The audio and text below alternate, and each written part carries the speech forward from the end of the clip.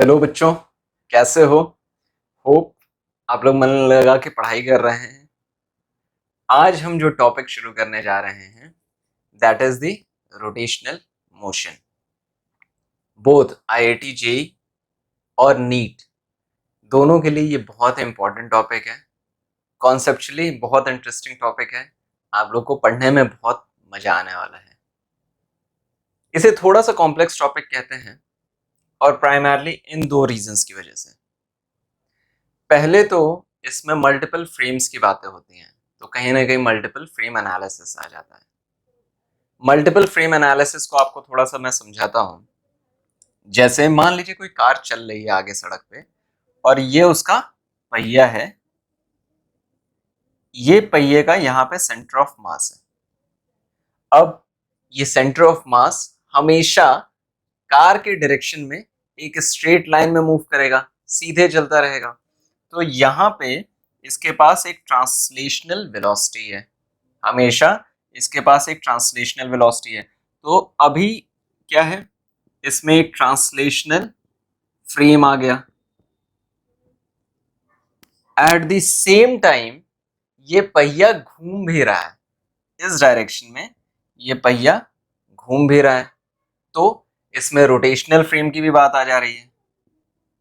Rotational frame. अब देखिए यहाँ पे दो फ्रेम्स आ गए हैं और आप उन दोनों फ्रेम्स को स्टडी करते हैं एक साथ। जैसे मान लीजिए इस पहिए पे ये कोई पार्टिकल है। इस पार्टिकल में दो वेलोसिटीज हैं। कैसी? पहली वेलोसिटी इस डायरेक्शन में है which is it's translational velocity v, और चूंकि पहिया घूम रहा है तो इसमें एक रोटेशनल वेलोसिटी भी होगी, जिसे हम कहते हैं टेंजेंशियल वेलोसिटी। तो ये एक वेलोसिटी हो गई है, मान लीजिए हम इसे vt रिप्रेजेंट करते हैं विच इज टेंजेंशियल वेलोसिटी। तो एक वेलोसिटी सामने वाले डायरेक्शन में है, एक वेलोसिटी टेंजेंट के अलोंग है, और इसका नेट रिजल्टेंट जो है वो v नेट इस डायरेक्शन में है। राइट?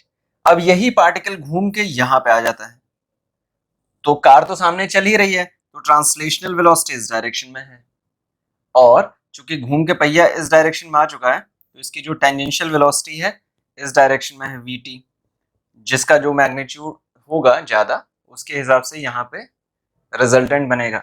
यही पार्टिकल जब यहां आ जाता है तो ट्रांसलेशनल वेलोसिटी तो इस डायरेक्शन में है v, और आपका जो टेंजेंशियल वेलोसिटी है वो इस डायरेक्शन में है vt।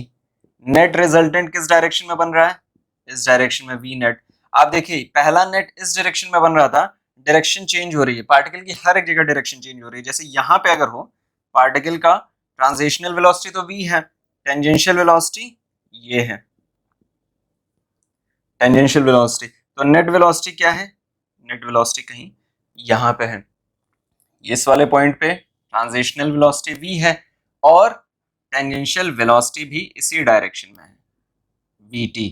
दोनों कंबाइंड हो जाते हैं और कंबाइंड होके आगे बढ़ते हैं। तो आप देखिए पार्टिकल जब अलग अलग पॉइंट पे इसमें मूव कर रहा है तो इसके पास मल्टीपल तरीके की हमें एनालिसिस करने की जरूरत पड़ती है। ट्रांसलेशनल भी करनी पड़ती है और रोटेशनल भी करनी पड़ती है। इसीलिए यहाँ पे दो अलग अलग फ्रेम्स की बातें आ जाती हैं। थोड़ा सा विजुलाइज करने की जरूरत रहती है, इसलिए ये मल्टीपल फ्रेम एनालिसिस होने की वजह से कॉम्प्लेक्स लगता है। और दूसरी चीज है, इसमें नए वेरिएबल्स आ जाते हैं। जैसे हमने अभी तक क्लास 9-10th में न्यूटन्स लॉज ऑफ मोशन पढ़ा, काइनेमेटिक्स पढ़ा, और उसी का नेचुरल एक्सटेंशन अभी तक 11th में हमने विटनेस किया है। हमने लाइट पढ़ा था, इलेक्ट्रिसिटी।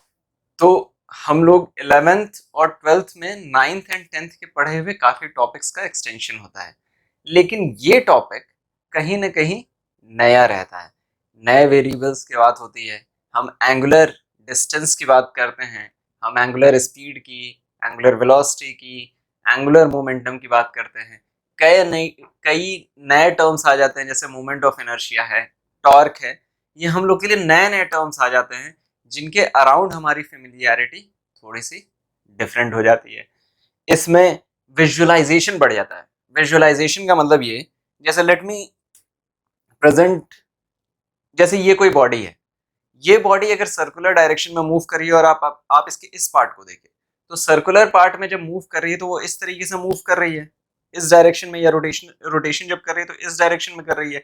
इसका एक्सिस क्या है? इसका एक्सिस मेरा ये हाथ है, इस डायरेक्शन में ये ऐसे घूम रही है और इस एक्सिस के अराउंड ये रोटेट कर रही है। लेकिन एज्यूम करिए कि मैं इसको इस तरीके से टिल्ट कर दूं, हॉरिजॉन्टली प्लेस कर दूं, और अब मैं इसको इस तरीके से घुमाऊं, इस डायरेक्शन में ये घूम रही है। अगर ये बॉडी इस डायरेक्शन में घूम रही है तो इसका एक्सिस ऑफ रोटेशन ऐसे हो जाता है। तो एक्सिस ऑफ रोटेशन का भी इस चैप्टर में बहुत इंपॉर्टेंट रोल है। विजुअलाइजेशन कहीं ना कहीं इंपॉर्टेंट रोल प्ले करने लगता है। ऐसे सिनेरियोज में हमारे लिए विजुअलाइजेशन की वजह से थोड़ा सा ये डिफिकल्ट लगने लगता है, लेकिन मैं आपको ये इंश्योर करता हूँ कि मैं इस टॉपिक को इतने अच्छे से कवर करूँगा कि फिर वो कोई भी बुक हो, चाहे एस.सी. वर्मा हो या डी.सी. पांडे की बुक हो या और भी जितने भी कॉम्प्लेक्स बुक्स हो, आप उनके न्यूमेरिकल्स को बहुत अच्छे से लगा लेंगे। आप लोगों को पढ़ने में बहुत मजा आने वाला है। तो मैं आपको बताता हूँ इस टॉपिक में हम लोग कवर क्या क्या करने वाले हैं। Let me tell you the sections which would be covered. जैसे सबसे पहले हम बात करेंगे काइनेमेटिक्स की। इस टॉपिक के काइनेमेटिक्स की बात करेंगे। हम इसके जो वेरिएबल्स हैं जैसे angular speed, angular velocity, angular distance, इस तरीके के जो टर्म्स हैं और उनके बीच में क्या रिलेशन है, या एंगुलर एक्सेलरेशन है, उनके बीच में क्या रिलेशन है, हम उसके बारे में बात करेंगे।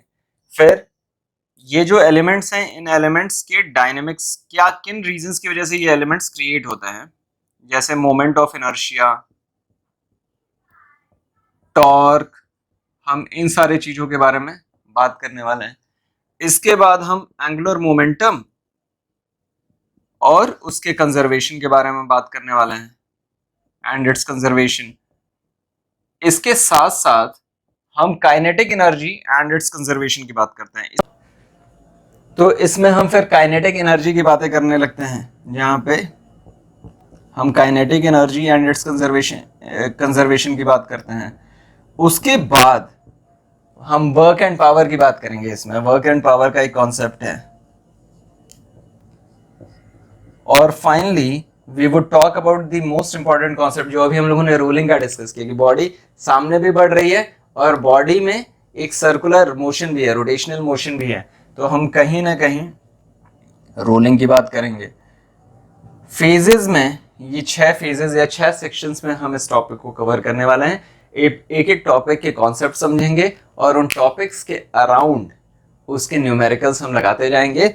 बेसिक न्यूमेरिकल से शुरू करके we will go till JEE mains and advance level के न्यूमेरिकल्स लगाएंगे।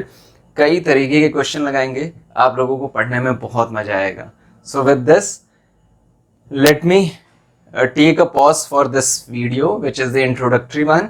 इसके बाद अब मैं आगे आऊंगा जिसमें मैं रिजिड बॉडी के कॉन्सेप्ट के बारे में आपसे डिस्कस करूंगा, रिजिड बॉडी क्या होती है, और फिर मैं काइनेमेटिक्स वाला पीस शुरू करूंगा, किस तरीके से मल्टीपल तरीके की वेलोसिटीज को आप कंबाइन करके देखेंगे। तो होप यू हैव गेन्ड कुछ इंसाइट, आपको मिला है, ओवरव्यू मिला है ये चैप्टर क्या है, इस चैप्टर से आप क्या एक्सपेक्ट कर सकते हैं। एंड फाइनल, चूंकि ये हमारा इंट्रोडक्टरी वीडियो था, इसलिए आई एज्यूम कि इसने आपको एक फ्रेम दिया है कि इस चैप्टर को हम किस तरीके से अप्रोच करने वाले हैं। आपको मजा आएगा। Let's enjoy this.